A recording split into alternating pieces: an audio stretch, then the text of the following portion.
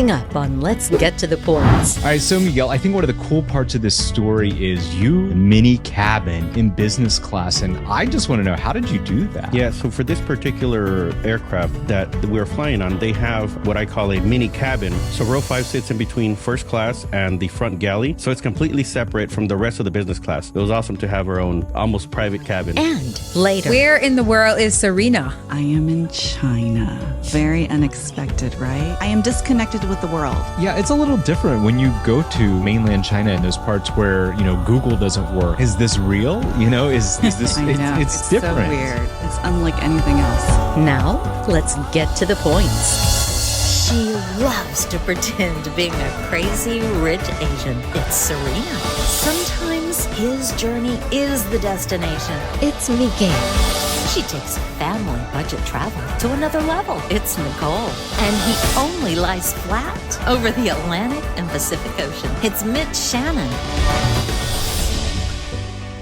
Hi there, and thank you for joining us on Let's Get to the Points audio and video podcast, where we bring you the very best in tips and tricks in the world of miles, points, and travel. I'm Mitch Shannon, joined by my co-host who love traveling the world using their points and miles. First up, she has just claimed that Cathay Delight is her new favorite onboard beverage. It's Serena. Hi, everyone. Next, it's the only guy I know who can turn a business class mini cabin into a private jet. It's Miguel. Hey, what's up? And our favorite teacher who doesn't accept late homework when it comes to award travel bookings. It's Nicole.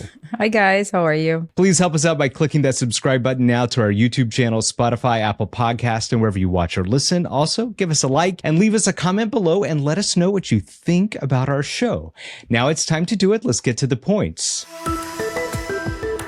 All right, I'm looking at my monitor here, and it looks like Nicole and I were holding down the fort here at Let's Get to the Points office, while Miguel and Serena, you guys are out and about. So let's get started with Miguel, and I just want to say how much your Instagram post touched me, and it touched my heart this week, seeing you and your family in Japan Airlines business class. But not only that, it worked, Nicole.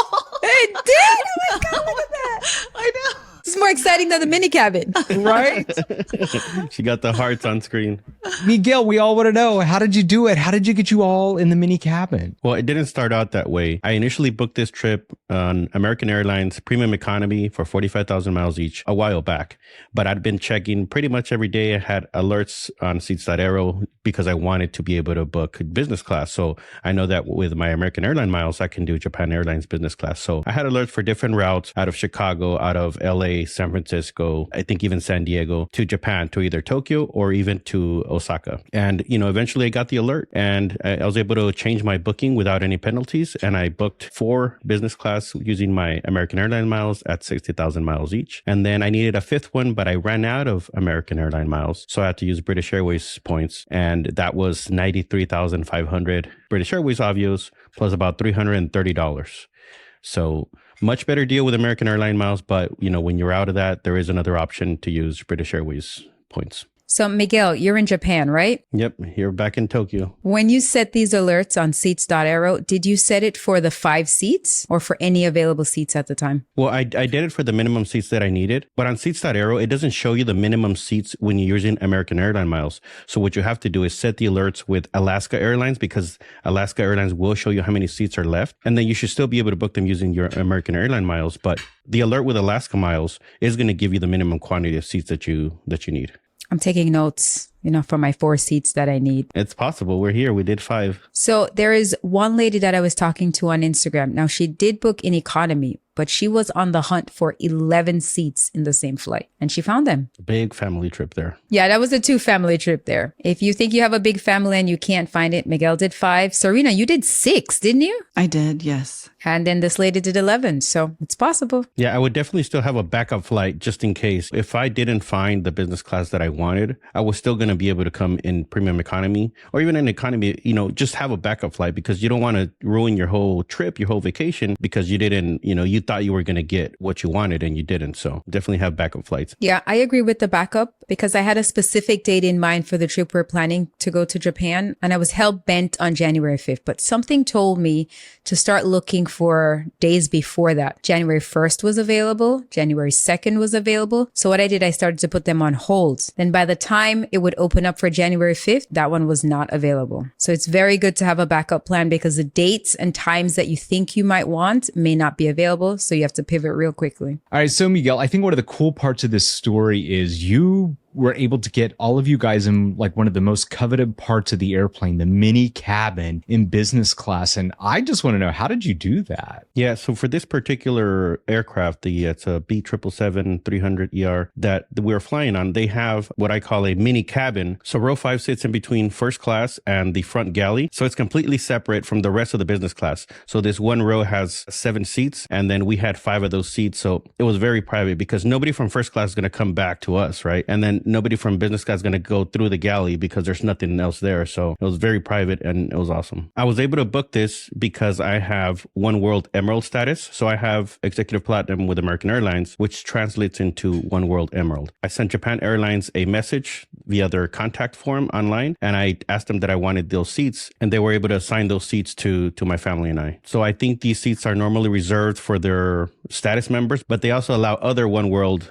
elite members to select them. And I mean, it was great. It was great having all that privacy, especially with the kids, you know, because after a few hours, they got up and started walking around, coming over to our suites and talking to us and playing around. If you're in the regular cabin, you know, there's a lot of people, and, you know, I just don't want people like giving us looks because kids are flying there. So it was awesome to have our own almost private cabin. The other 2 people that were in there, they were the opposite side. So it was pretty good. Okay, so tell us about the flight experience with Japan Airlines. So I would like to start by talking about the ground experience, which should have been the American Airlines flagship lounge in Chicago, but we didn't make it in time to do that. So we got there with maybe 20 minutes to spare before they started boarding. So I ran over just to check it out, got a couple pictures, got a couple of bananas, water, and came back to the gate, and we just waited by the gate. But we ended up boarding a little bit later. So I could have, you know, we could have gone over there. So we didn't really experience the flagship lounge there in Chicago. Aside from that, after we started boarding, I think we left a little bit late. We departed late. There was a delay. But when you're up there in business class with your pre-departure beverage, you know, you don't care what time you leave because you're having a great time. Very you know? true. So pre-departure beverage, they had orange juice and some other type of juice. They didn't have champagne. I would have done the champagne. So for this flight, I pre-ordered the Western menu because last time we flew Japan Airlines, they had run out of the Western menu by the time they got to us. And we didn't really enjoy the Japanese menu as much as I thought I would. So this time I did make sure to select the Western menu. For the kids, I did select the child meal, but it's not an option online. So you also have to contact them through their contact form online and email and tell them you want a child meal. And this was great because my kids, they're picky eaters. The first meal for them was meatballs and mac and cheese. And then the second meal before landing, they actually got chicken nuggets, traditional Japanese cuisine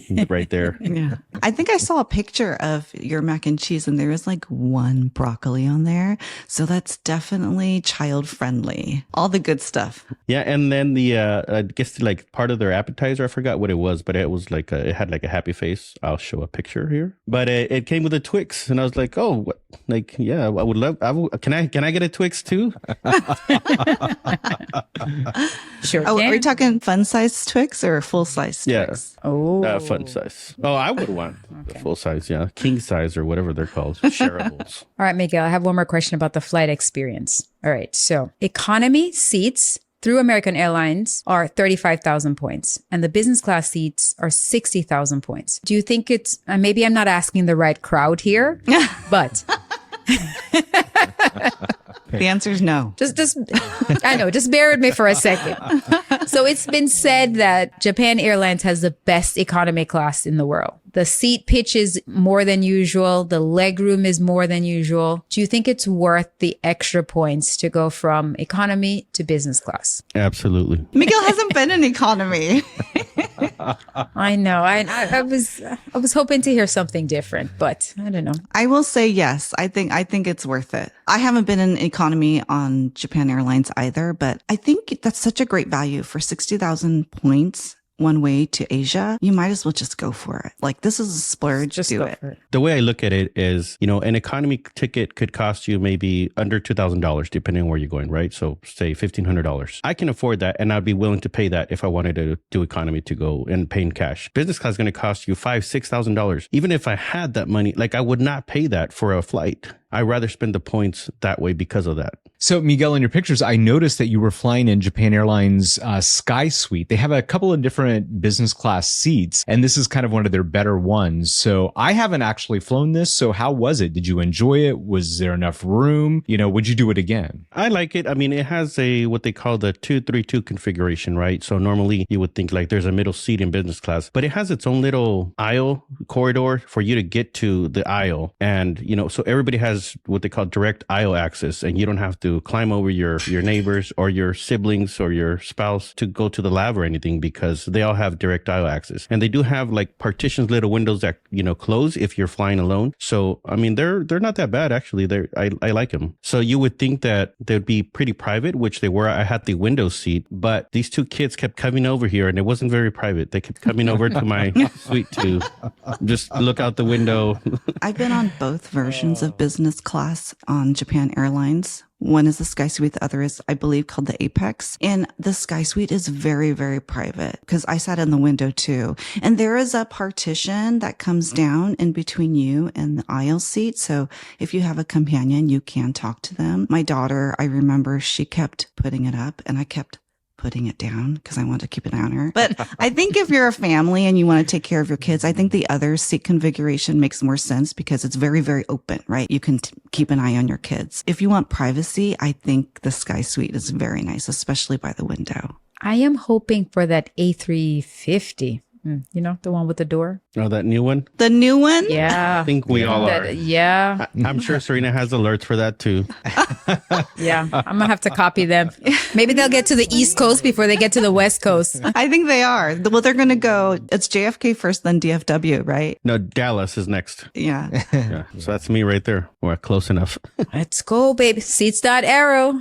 Be good to us. So overall, the mantra of our show has been always book a foreign carrier, always book an Asian carrier when it comes to, how you want to get there internationally. So did it live up to your expectations? How was the overall flight experience for you? I will say, I'll point out a couple things. So one of them is that they came to my kids and brought them like activity kits before they started. So I think that's a plus. They even gave my oldest, they gave her like a little model airplane. I'm like, I want one of those. Can I get one? And then the other thing I did want to point out about the service, it was not as good as you're going to find on Singapore Airlines or ANA. It's not at that level. And there's a couple reasons. But one of them, things that you start noticing when you fly different carriers, I had wrappers like trash from whatever I was eating, like the snacks. It would sit there for a long time. And I would figure like on Singapore Airlines, that would not be there for more than 5 minutes. They would have noticed it and came to grab it. Now, when they came to bring me drinks, again, maybe my empty glass sat there for a while. Once they finally picked it up, they wouldn't ask if I wanted a refill. I always want a refill. So, it's the little things. So the service is not as good as it is on, say, Singapore Airlines or ANA or Qatar or Emirates. It's not at that level. So I saw people on Instagram like timing how long it would take after you press the button for the attendant to come to you. I think that was me. Yes, it was you. That's right. Yes. And so I set the timer and she came in and then we were talking. I got distracted and it was like facing up and she looked at me and then she looked at the timer and I was just like awkward smile. You get busted. Oh my God. I totally got busted. But she did make it there in under a minute. So she won. But I looked like a complete buffoon. But congratulations, Etihad, you made the time. The one I did time was EVA. Total time to refill my champagne, it was 55 seconds. But I mean, she was here in 15 seconds after I pushed the button and completely refilled by 55 seconds, which was very impressive. So EVA is another one that's up there with the service. Miguel, which hotel are you in right now?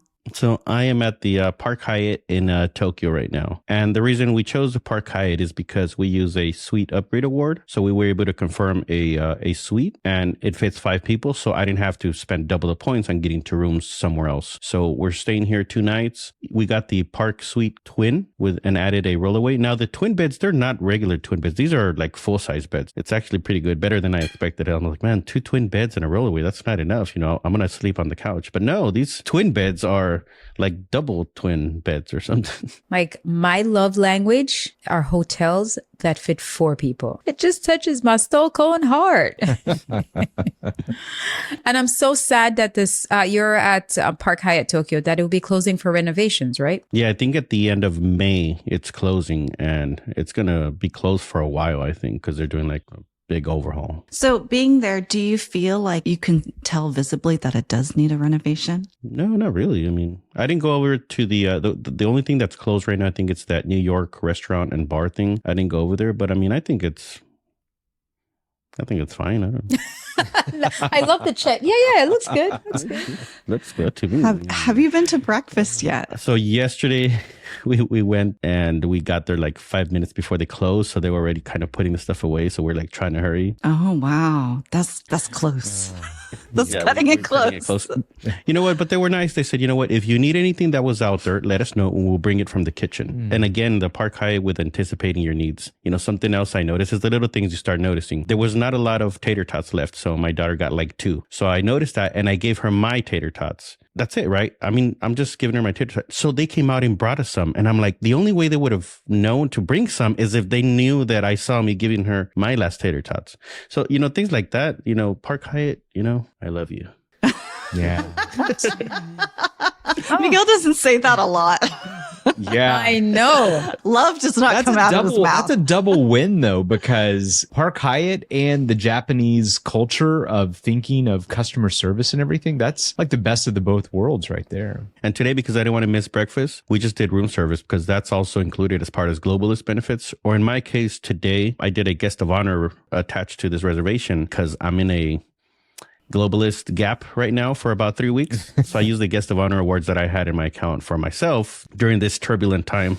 And so we did get room service for breakfast today. Yeah. I did want to compare the American breakfast and the Japanese breakfast because those are the 2 sets you can pick from, but the Japanese breakfast sold out. I called at 7:30. It was already sold out. So I guess the thing to do here, if you want to do Japanese breakfast, you need to pre-order it maybe the day before. Tell them you're going to want that because apparently it's very popular. If you don't order it ahead of time, you're probably not going to get it. Okay. All the people want to know, in your bathroom, do they have little bottles or big bottles of Lalabo? It's not Lalabo. It's Aesop. It's Aesop. Oh my gosh, that's the good stuff. That is the good That's stuff. the good stuff. So I don't know anything about bath products. I usually send a picture to the group chat here and I'm like, well, I don't know what this is. The only one I've ever recognized was like a Holiday Inn and they had Dove. I'm like, oh, that's what I get at home. Oh, no. But I don't know about this Aesop, Lalabo. I mean, they smell good, but Okay, let me break it down for you. So Dove is like economy, but not like Spirit economy, maybe like American Airlines Delta economy. Lalabo is like Etihad first class for 65,000 points and $65. okay. I want that Lalabo. I would say Aesop. I've never flown them, but maybe Aesop is somewhere in the middle, like Qatar Q Suite, Singapore business class, somewhere in there. But Lalabo is where you want to be. Nicole has not had Aesop before. Yeah, exactly. I have. You Where? Not because I don't stay at the Park Hyatt. Probably it was at a lounge. There we go. Lounge Lizard found Aesop at a lounge. So Miguel, what are some of the things that you have done with your family since you've been to Japan? So this is our second full day. And so yesterday was our first activity. And, you know, I don't want to have a rigid itinerary from sunup to sundown. And so it's just like one activity per day. We get to it when we get to it. And the rest is kind of like, we'll wing it. So yesterday, the activity was the art aquarium in Ginza. And it was actually pretty cool. We had seen pictures or videos about this, but never really put it on top of our list. However, I got a Klook pass to choose 2 activities because we were going to pick the Sanrio Poodle Land and the new Team Lab Borderless. So Team Lab Borderless is a new attraction. Most people are familiar with Team Lab Planets, which is like a immersive museum activity type of thing. And there's a new one that opened in February of this year, and it's called Team Lab Borderless. That's the one we're trying to do because it's new. But once I paid for the tickets and went to make the reservations, they didn't have the dates available that we needed because we're only here a few days before we go down to Kyoto. I couldn't pick it anymore. So then I went down the list to see what else I could pick. And then I saw the Art Aquarium Museum in Ginza. And I said, oh, hey, that looked pretty cool too. So that's what we picked. And it was nice. I mean, I think it's definitely on the same level as the Team Lab Planets or Borderless, where it's kind of, people really go to take pictures and videos. It's really aesthetic. People do it for the gram. But it was pretty cool. I mean, I'd never seen an aquarium, if you will. I mean, most of the fish in there are goldfish, different types of goldfish. You're not going to see, exotic fish or anything. But the way that they're displayed or exhibited or whatever, it was pretty cool.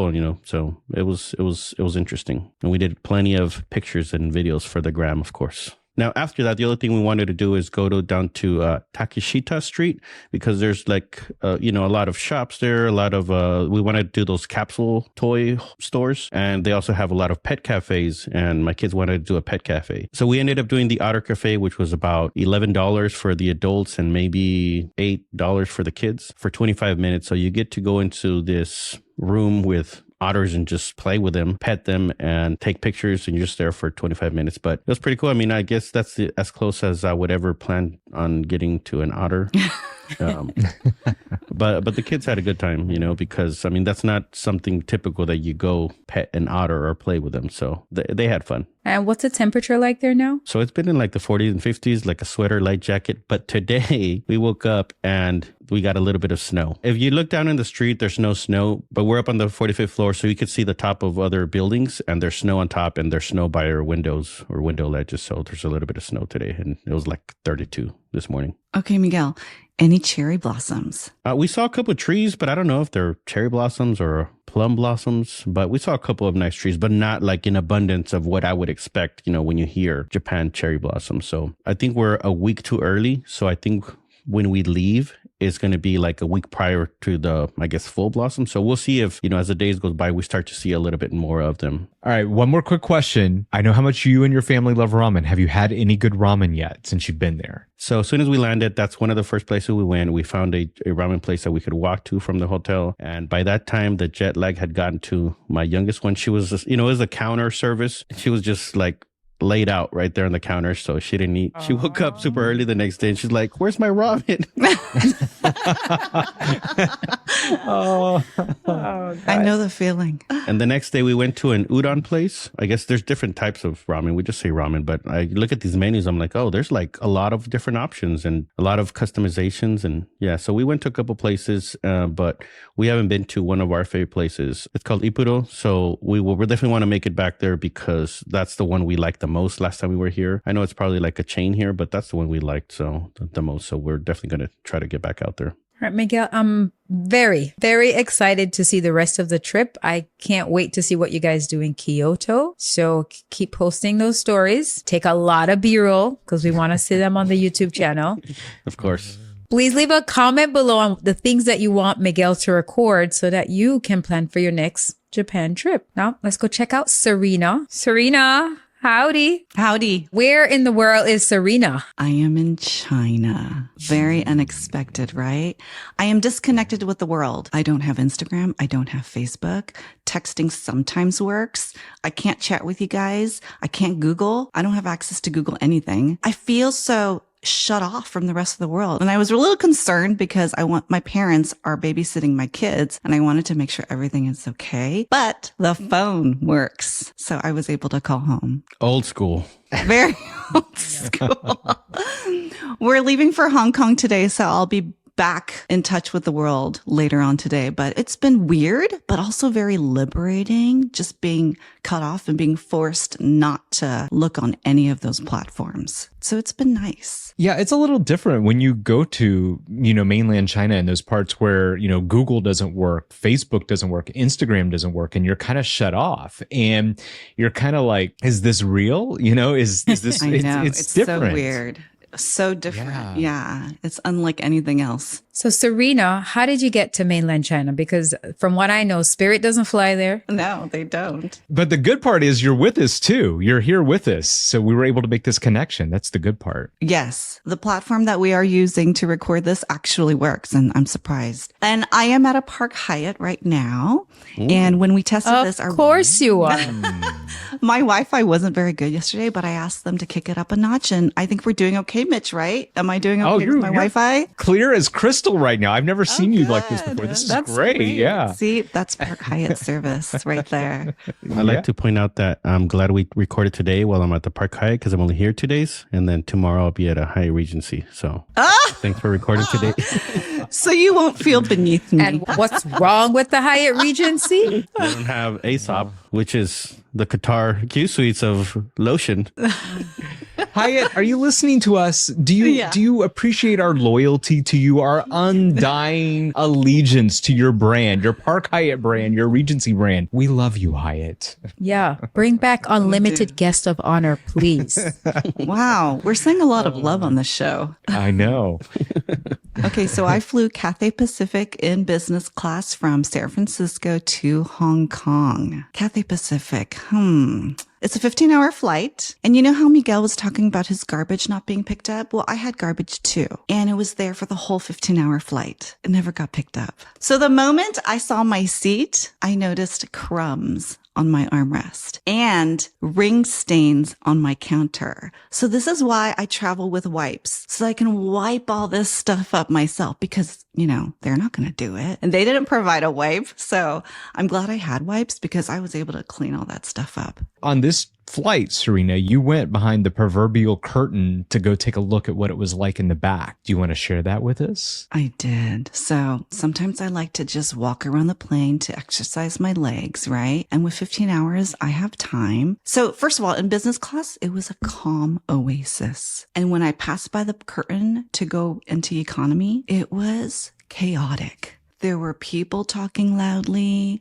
There were babies crying. I don't mind babies crying, but there were a lot of babies crying. There was it seemed like nobody could sleep and people were coughing, like tons of people were coughing. And I walked back there and I thought, if I get sick, I know it was from here. After being back there, my mom is going to be so happy to hear this, but I would feel bad booking my parents in an economy seat on Cathay Pacific because they would hate me for it and they'd probably get sick sitting back there. But it really made me appreciate this hobby that we have and how we're able to use points and miles to book more comfortable seats to make the flight more enjoyable because my husband would have been pissed if he was back there. He wouldn't have said it, but I know he would have felt it. But you got a new favorite drink out of this flight, the Cathay Delight. Yes, I love that drink. It's very good. So I will say that the food I wasn't a fan of. I didn't enjoy my meal, but this Cathay Delight, which is a mix of kiwi juice, coconut milk, and some mint, it is delicious. I had 2, and then I asked for a third. But they ran out of the kiwi juice mid-flight. So I will say once you board, ask for 5. Then, you're covered. It comes in a little powder mix. That is a non-alcoholic drink. And that's the thing that I was disappointed with. I wish there was a way I could put alcohol in it. It would be so good then. But yes, they do have alcohol on the flight. I had champagne when I boarded and I had their other signature drink later on in the flight. But the Cathay Delight was the delight of the whole flight. That rhymed. Next time you pour the champagne into the delight and make it more delightful. I will. Yes. That'd be a great way to make it more delightful. Did the champagne burn your chest? Was it like American Airlines champagne? No, I'm not hoity-toity like Mitch is. I'm okay with whatever. I'm not picky about my drinks. Wait, Serena, let's clarify. Let's clarify. Hold on. I'm not hoity-toity like Mitch, but yet you walk to the back and then you give this whole little talk about how So you grateful feel good. you are that you're not back there. Blah, blah, blah. Exactly. Yeah. Yeah. Okay, take it back. I'm not picky about my champagne. And you only stay at Park Hyatts. Correct. Yeah, exactly. Always, I'm going to a Grand Hyatt next. Because there's no Park Hyatt. That is true. There's no Park Hyatt in Hong Kong. So overall, how was Cathay Pacific besides the trash and the coughing in the back? What's left? Yeah, what's left? 15, 16-hour flight. How was it overall? I mean, was it Overall, I thought it was okay. It wasn't my favorite business class flight. I'm sure first class is better. I still have that on my list, Mitch, to ride your favorite first class in the world. I'd love to do that one day. But if this was the only way to get to Asia, I would still fly it again. On the ground at SFO, we had an hour and a half delay. Because the winds picked up, we were too heavy. We had to go back to the gate. They were going to unload a little bit of cargo, but they ended up not. So an hour and a half passed by and we finally took off. But you know, it's true what Miguel said. When you're in a premium cabin, like business class, it's like no big deal being in business class for an hour and a half delay. But if I were back there, if I were in economy, that would hurt. Having an hour and a half. She said back there. back there? Well, you know, after being back there, I'm going to make it a point when I'm with my kids and if we're flying business class, I'm going to walk them through the Economy Academy. I want them to see what it's like and for them to be grateful and appreciative for what mommy booked for them. Okay. I want them to realize. I got a better idea. Take them on a frontier flight. Ooh, Like a short one. we should do that. That is a good mother, giving your kids these life lessons that they need. They need to be walked through the main cabin to see what that is really like. I think that's really good do. parenting. I agree with that. Oh, thank you. I'm not great at everything, but I like to show appreciation. That's or right. teach them. to You be are grateful. going to get hit in the comments. I'll defend her they're because it's a good strategy. I agree. My kids are not with me here. It's just me and my husband on this trip. And let me tell you, I feel like it's finally a vacation. No kids, no parents. It's just me and my husband. We're like following our friends along. I mean, and they're taking us around. It's like so easy. So I feel like I'm relaxed, which is refreshing for me. I mean, I love traveling with my family. I do, but sometimes it's nice to just get away. Just, me and him. Shenzhen, so you're there. How is it? Are you guys having a good time? We are having a great time and we are at the Park Hyatt Shenzhen, of course. So, okay, here's the thing. We had to get a visa on arrival when we came to China. Okay. And I didn't know very much about the process. I did some Googling. I asked many friends and there are so many different ways to get here from Hong Kong. So many different ways. And it took us 3 hours from the time we got off the plane to the time I stepped onto property. That much time passed. And as soon as our taxi drove into the driveway, I knew I was home. This is such a beautiful property. Like it's such a shame because most people aren't going to be able to see it because you're not here unless you're here for business or you're here visiting family or friends. People don't come here as tourists very much. So I don't know. I'm just grateful that I get to be here because this place is beautiful. We were upgraded to a park suite. I did not use a suite upgrade award. I told them we were celebrating my husband's birthday, and we are. It was his birthday last month, and so they definitely was a bed. I didn't make it up. It was his birthday last month. They gave us a cake. They brought us a fruit tart the next day. It was very nice. We invited our friends up. We got to sit in the living room and talk and share some cake. It was nice. So back to the flight. How did you book it and how did you get from Hong Kong to Shenzhen? If you want to know how we booked a flight, you can watch episode 20 something. I talked about it. So We'll put the link here. I transferred points from American Express to Cathay Pacific to book this. And it was 84,000 points per person. Is that all the way to Shenzhen though, or just to Hong Kong? No. So that's just to Hong Kong. And to get to Shenzhen, we had to do, we were going to take the ferry, but then they told us at the ferry desk, oh, you need a visa on arrival. You probably shouldn't take the ferry because if you get there and they deny you, they're going to want you to fly back home. Oh, wow. And I'm like, oh, interesting. I didn't know that. But if we take a taxi to another port, and if they deny us there, then we can at least stay in Hong Kong. So that's the route we took. We took the safest route. So we took a taxi from Hong Kong airport. We had to go to this control station. We had to get off the bus. We had to walk through immigration. They require you to walk through immigration. We had to get back on the bus.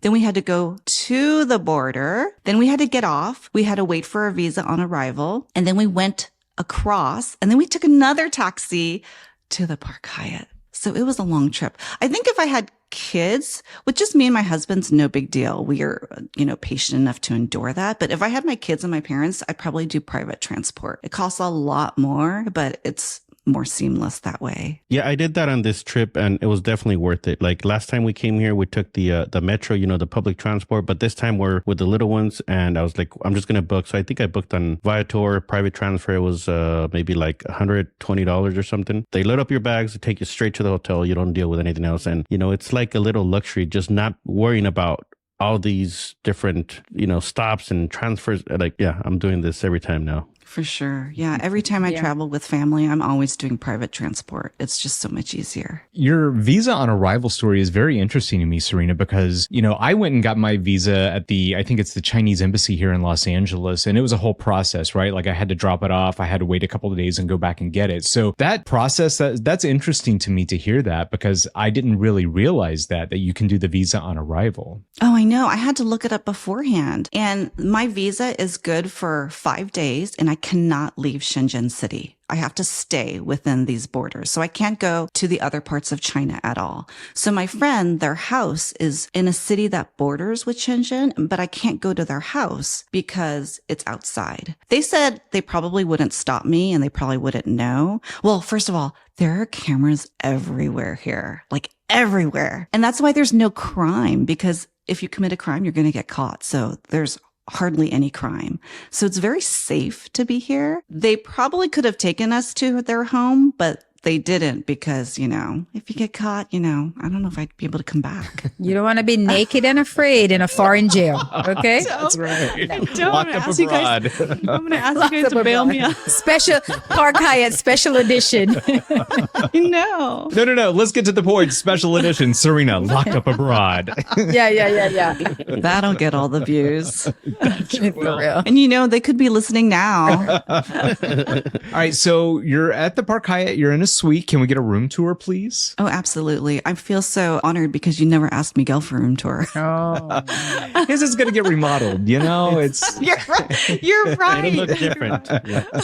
Okay, so here is the park suite. As you enter, I love when hotels have this little platform for you to put your key card and your belongings, like right when you get in the front door. I love those little tables that they have there. And then we have the living room here. And then here's our separate bedroom. And then the wardrobe area. And then the bathroom. So it's very nice. It's a little dark. So the paneling is a little dark, which is not really my taste. I prefer lighter, but it's still very nice. Service has been great. So we've been very comfortable and happy here. looks very clean too. It is super clean and very modern. So how's the breakfast, Serena? Oh, another thing that I am ashamed of that a lot of people aren't going to be able to experience this. This is a breakfast that dreams are made of. You get to choose from the a la carte menu and you get the full buffet, and the buffet is very expansive. There's such a huge variety, including dim sum. And there's a noodle bar. There are fresh juices. There are exotic fruits. I just love it. I always believed Asian property breakfasts have the best breakfasts. Agree. It was no different here. I'm actually missing breakfast right now. Oh, You're missing breakfast? Is that shade? Are you throwing shade our way? I'm missing breakfast for you guys, You didn't do room service? Okay, Miguel, here's where you win. They don't offer room service breakfast here. Clutching my pearls. Yeah, you can only go Drink to the that tea. restaurant Drink that upstairs. Sorry. No room service breakfast here. It's okay. I gave my husband a plastic bag to take with him upstairs for me. You know what that means. Yeah. Trust me, I know. Yeah.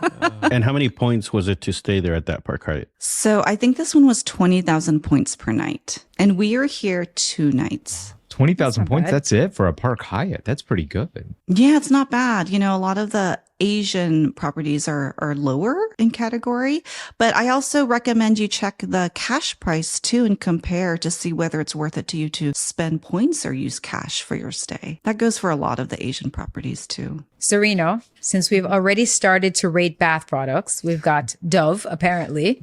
Yeah. Aesop, what do they have at your Park Hyatt? Lucky you, Nicole, it's Le Labo. And Yes. the little bottles for the lotion. They have the big bottles for shampoo, conditioner, and bath gel in the shower, but the lotion is in little bottles.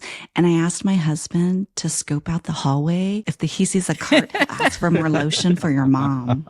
And the funny thing about these bottles is it has the Chinese name on it too. So there's Chinese characters on the name, which is very different. It might be a collectible for your mom. It might be. I mean, she's in love. I literally had to just spend the money and buy her the regular size bottle. Oh, you so did? I used my Saks credit.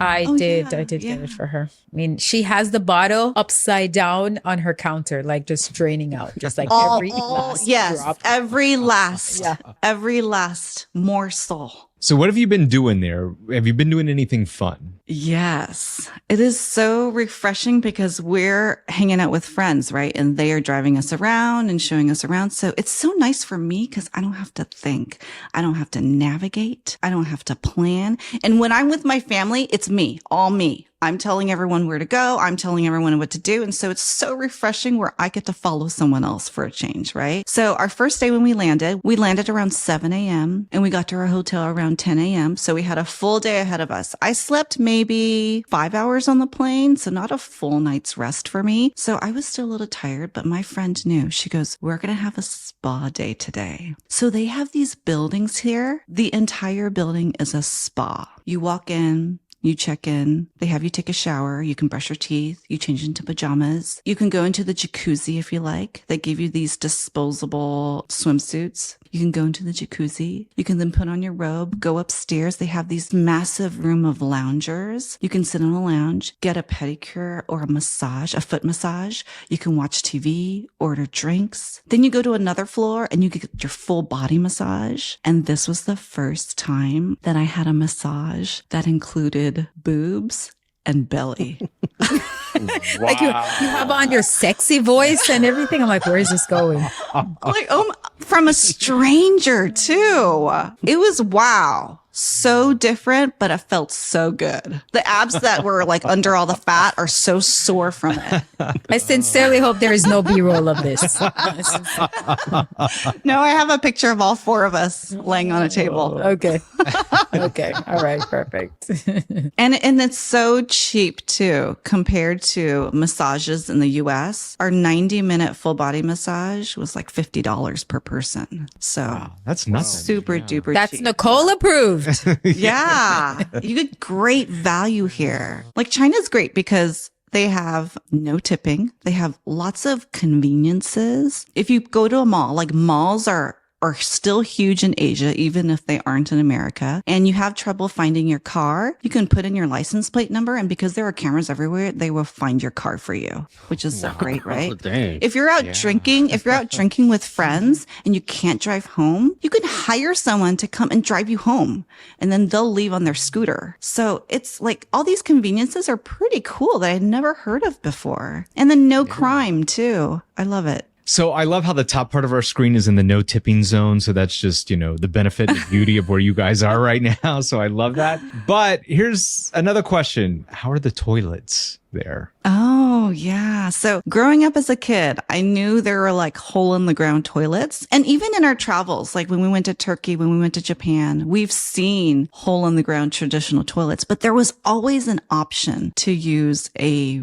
regular seated toilet. Yesterday, we went to a restaurant and the only option was the squat over the hole option. And I'm like, I never used one of those before, right? I mean, even my daughter tried it in Turkey because she wanted to try it. And then she told me she peed all over her shoe. And I'm like, okay, let's try not to pee all over my shoe. It was my only option.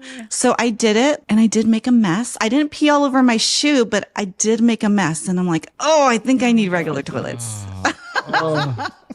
So, when I came back to the Park Hyatt and I had my Toto toilet, I felt at home. My kids tried it for the first time, the bidet here. Because the first night we came here, I just heard them scream in the bathroom. And I was like, what's going on? And they're like, oh. They pressed the button. Yeah, they were trying it. Yeah. Okay, so with all this toilet talk, I'm expecting some good Instagram reels of some bidets and some other things. Are we going to get that again this time? I don't know. That's when you guys say yes. That's when you say Yes. Yeah, sure. If that's what you want to see. Tons of B-roll. Yes, lots of B-roll. Up next, it's our weekly recap. All right, it's now time for our weekly recap where we share our tips and tricks with you from the stuff that we've recently booked. We're going to start with Nicole, and you've got a story about maximizing gone wrong. my constant battle between maximizing and optimizing. And today I chose maximizing. So we have a trip planned to Peru and we want to go to Machu Picchu. In order to get to Machu Picchu, you have to book a train ticket to get to Aguascalientes. So homegirl decided she was going to buy a gift card and use that gift card, because maximum points, to then buy the train ticket. Got all of that situated, put all my information in, bought the ticket, and then it went to the page and it loaded. And then it loaded, and then it loaded, and then it said error. When I checked the balance on the gift card, the money had been taken off the gift card, but I have no email, no confirmation number for our train ticket. So I'm thinking, okay, now I have to call Peru. How bad is my Spanish? Am I going to get to speak to someone that, we can quasi communicate? Luckily enough, Peru Rail has an English-speaking line, and the customer service there was amazing. Needless to say, we've been talking back and forth for 3 days, and every person I talked to was just as pleasant as the next. And what they're going to do is refund me the money. We'll see how it goes back to the gift card, and then rebook me on the same train that I had planned. I asked the customer service agent how long the refund would take. She said it would take about 7 days, and they will hold my reservation for me until I get my refund back. I would highly recommend using Peru Rail because the customer service is great, even when you choose to maximize and it goes wrong. Good job, Nicole. Wait a minute. You're not going to hike to Machu Picchu? Hell no. Damn. I wanted you to do that. You forget I have to take Nyla, James, and James up a 3-day hike. They would throw me off the cliff. We're excited for this. Hoping to book the ticket soon and wrap up this travel planning. How about you, Mitch? What did you book this week? So just like Miguel and Serena, they're positioning for their Starlux flight coming up.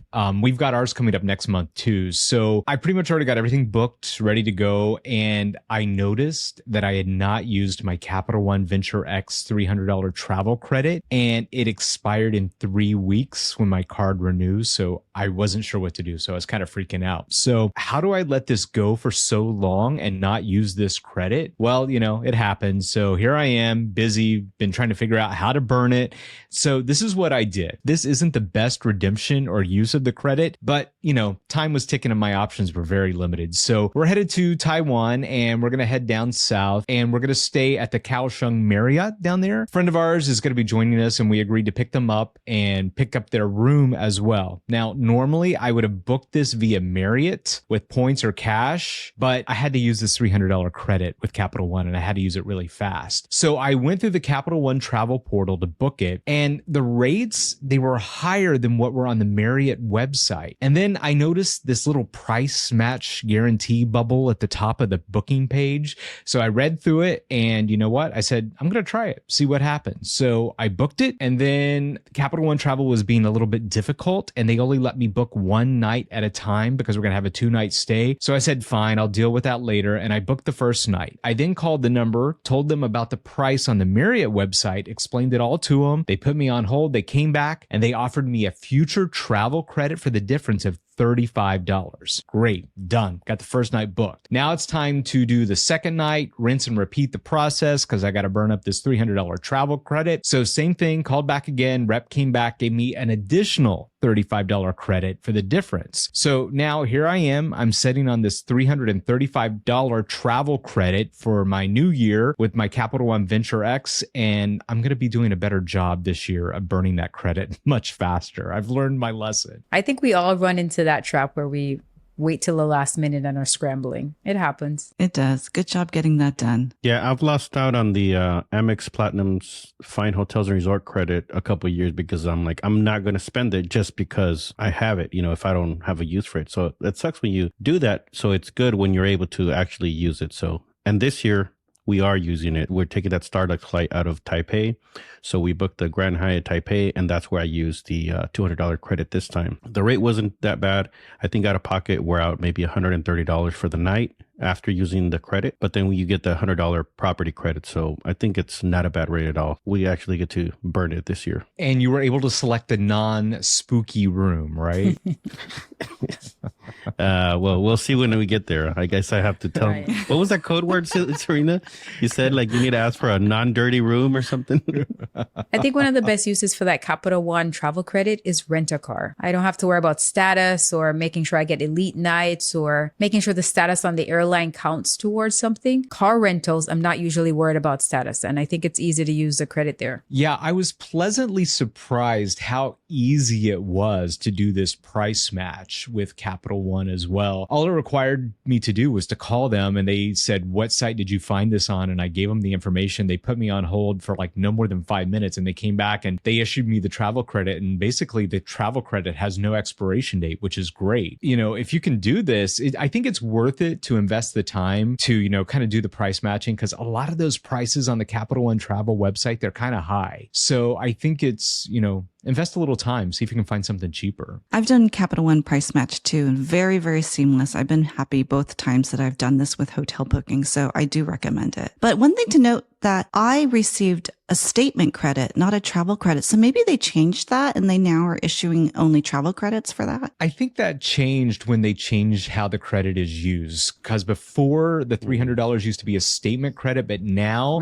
when you go to check out, once you're going to make your purchase, it automatically comes off the bill. And so if you cancel it, it comes back to your account. But now that I'm past the renewal date, if I cancel it, I'm going to lose it. So I think it was a little different when you did it. And I think that's why they do it the way they do now. Yeah. And I think if you have both the Venture X and the business version, you're able to stack those two credits. So it'll automatically apply both credits. So for you, Serena, I don't know if you have both. I do have both. And yes, that is true. You can stack both. So if you have both, you can have a $600 credit. So I remember dealing with Capital One's travel department in the very beginning because this was my first major travel card. And I remember how the customer service handled my particular issue. And I was like, this is a service you get when you pay for it. I was like, sign me up. They were so nice. They had a refund for me for a non-refundable ticket. And I just felt, can we use the word again? Love. Wow, lots of love on the show today. Speaking of the Capital One travel credit, another way that I've used it is booking a hotel for somebody else. If you're booking for somebody else and they don't need the elite nights or any of that stuff, the status, you can book it under somebody else's name and still use your travel credit, but it's for somebody else getting a room per se. Yeah, that's a great tip, Miguel, because we did that when we went to Japan last year. We did that for Polrit's Aunt Peggy and we booked the room right under her name. And it was great because it's not like, I had to be there to sign her in or anything. It was under her name and she can go and sign in. So that is a great tip. Is her first name Aunt and her last name Peggy? Aunt Peggy, that's right. I call her the Pegster. That's what I call her. Oh my God. But enough about Capital One. I think we need to move on to Nicole's wins and losses because that was a win for me. Nicole, what wins and losses do you have this week? We have lots and lots of them. So Lindsay Taylor 3 stayed at Hyatt Ziva Cap Cana, and she booked this before the Diva last year. Lisa Bonita got approved for the Hyatt personal card and is branching out from your favorite, Miguel, Marriott. Supa Nova Travels, his Pilates membership did not code as gym or fitness, and so he didn't get the 5X on his Flex card. Heath Venn, you're going to like this one, Serena, booked Q Suites to the Maldives. Nice. Enjoy.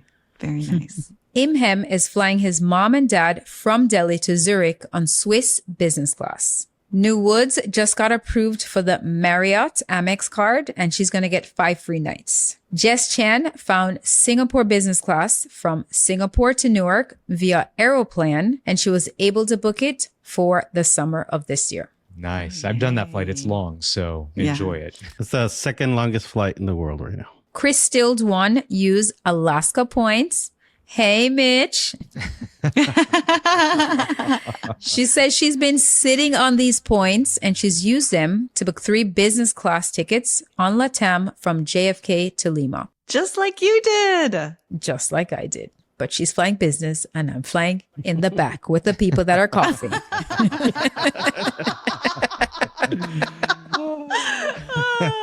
Maybe they don't cough in Latam. I don't know. Yeah. Maybe. I hope not. We love to share in your wins. We love to learn from your lessons. Please keep sending us your wins and your lesson, and we'll air them here on the podcast. Hi, I'm Sandy from Sandy's Point of View. And my question for you guys is I want to know your card strategy for 2024, your lineup, like what cards you're going to open and why you chose them. See, this is why you guys have to come to a Points and Miles meetup. We ask question when it's partying, when the music is pumping. We just want to know all the details. Were you yelling the whole time? We were not yelling. We are from Miami. This is how we speak. Oh, no, I understand. I grew up in a Chinese household. Totally get it. So this is Sandy, and she was at our Points and Miles meetup in Fort Lauderdale. We have to talk about that next time on the podcast. But to answer Sandy's question, what is my lineup for 2024? First on the top of my list is the Alaska credit cards, because I want to make this a Starlux 100% crew. Now it's going to be 75% for Bahamas, but it's going to be 100% in Starlux. So that is next on my list. That is my focus for now. And for some reason, Chase keeps sending me these credit card offers in the mail, and I don't want to be rude, so I'm not going to say no to them. So I see another ink card in the future, and I'm going to downgrade finally my American Express Platinum to the gold card. That'll be my first half of 2024. How about you, Mitch? What are your plans for credit cards? Yeah, good question. So, hi, Sandy. So here's a new one that's been coming out that I've actually had in the back of my mind since the rumors have started, and now it's officially launched. Wells Fargo, they just launched a new card, and it's called the Wells Fargo Autograph Journey Card, and it's offering a 60,000 point sign-up bonus. Now, for those of us like Serena and myself who've kind of been in this game a while, we've been around the block, so to say, with Chase and American Express, this provides us a new opportunity to get an infusion of points. So here's the details on the card. Sign-up bonus is 60,000 points when you spend $4,000 within 3 months, and they're going to offer a 70,000 point sign-up bonus for the same spending on the card if you're a Wells Fargo Premier client. It does come with a $95 annual fee, and the card earns at the following rates: 5 times on hotels, 4 times on airlines, 3 times on travel, 3 times on dining, and 1 point on all other purchases. It's also got a $50 annual statement credit for airfare purchases, and this is the big one: the ability to transfer these points to airlines and hotel programs starting in April. This is where it gets a little bit exciting for me, because here's the transfer partners: Avianca Life Miles, British Airways, Iberia, Aer Lingus, Air France, KLM Flying Blue. Miguel, you're going to love this one: Choice Privileges, and it transfers 1 to 2. Now, long term, this is not a keeper card in my opinion, but for a $95 annual fee with a $50 airfare credit, easy win. One of my oldest cards is with Wells Fargo, so I feel like I got pretty good odds of getting approved on this. So, Serena, kind of excited about this card. Ooh, sounds very exciting. So my theme for 2024 is diversification. I've said it before and it hasn't changed. So I'm still working on my Capital One business card. I want to get the City Premier card again. And this Wells Fargo card, wow, that sounds really good. I'm adding that to my list. And Nicole, you gave me a great idea. I need to get more Alaska cards too. And I want to replenish my AA stash because that's dwindling. So those are my plans. How about you, Miguel? So my plan for 2024 is actually to start getting Chase points again, but now with my Player 3. So I think I'm at the limit for Chase, because the last 3 or 4 cards that I've gotten with Chase, I've had to call the reconsideration line.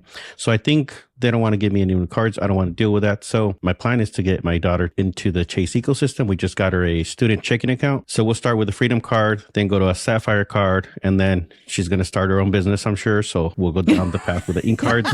And the reason why we're doing this is because I need a lot more Hyatt points, and that's pretty much the best way to get there. Oh yeah, Hyatt points are always good. So that's a good strategy, Miguel. All right, thank you everyone. And good to see you, Sandy. Thank you for sending us your video question as well. It's so easy for you to be on our show. Simply drop us a line on any one of our social media channels or visit our website at letsgettothepoints.com and we'll answer your question right here. That's it for now. I want to thank all of our hosts. It's Serena. Bye, everyone. Arigato gozaimasu, Miguel. Later. And it's always good to see you too, Nicole. Bye, everyone. See you next week. And I'm Mitch Shannon. You can find out more about us at our website, letsgettothepoints.com, and we'll all see you here next Friday. Thanks for watching and listening.